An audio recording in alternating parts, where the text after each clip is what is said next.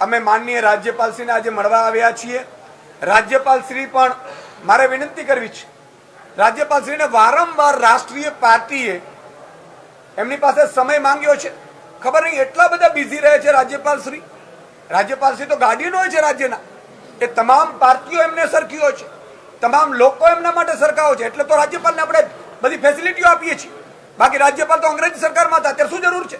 પણ એટલા માટે જરૂર છે કે કદાચ શાસક પક્ષ ન સાંભળે, કદાચ શાસક પક્ષના મુખ્યમંત્રીઓ ચાલે નહીં, તો રાજ્યપાલ એક ગાર્ડિયન તરીકે એ દરેક પક્ષની વાત સાંભળે, દરેક નાગરિકોની વાત સાંભળે, એટલા માટે રાજ્યપાલ છે।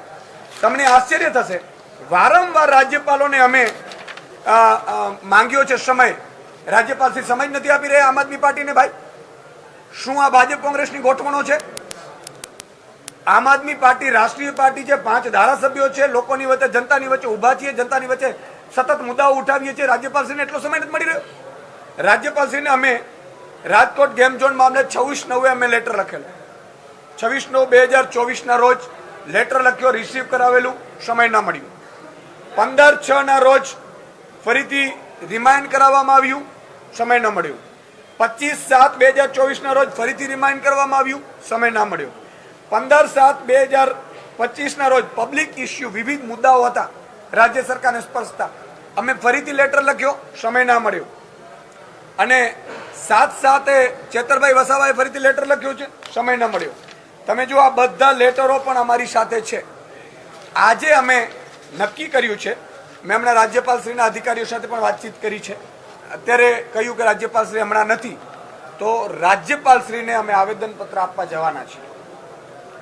અહીંયાથી ચાલીને અમે ગેટ પાસે જશું, એમના કોઈ પ્રતિનિધિ તો આવીને લઈ જાય, પણ ગુજરાતની જનતાનો મુદ્દો હશે એમાં આમ આદમી પાર્ટી ક્યાંય કોઈ કચાશ છોડવાની નથી। એમાં ખાસ કરીને ખેડૂતો, વંચિતો, ગરીબો, શોષિતો, નાના ઉદ્યોગો, પશુપાલકોના મુદ્દે આમ આદમી પાર્ટી લડી લેવાના મૂડમાં છે। જે કરવું પડે અમે કરીશું, પ્રજા માટે, અમે હિત માટે કરીશું। એટલે રાજ્યપાલશ્રીને પણ અમે અહીંયાથી આવેદનપત્ર આપવા જઈશું। આપ પણ આવજો, સૌ મીડિયા મિત્રો, અને અમે એવું ઈચ્છીએ છીએ કે ત્યાં આવીને કોઈ પણ એનો પ્રતિનિધિત્વ સ્વીકારી લેવાય।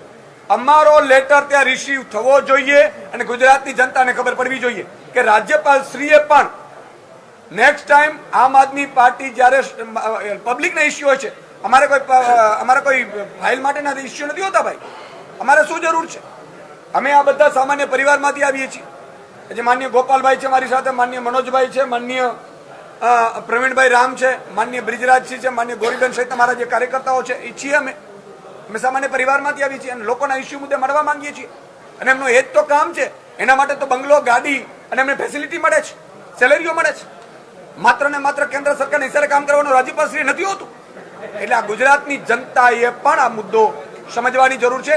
પણ ગુજરાતની જનતાને એટલી ખાતરી આપી છે કે તમારે દરેક મુદ્દે જ્યાં પણ જવું પડશે, જેવી સ્થિતિમાં જવું પડશે, જરૂર પડે જેલમાં પણ જવું પડશે, તમે જઈશું, પણ તમારો એકેનો મુદ્દો અમે અટકવા નહીં દઈએ, એની ઉપર મજબૂતાઈથી અમે લડીશું।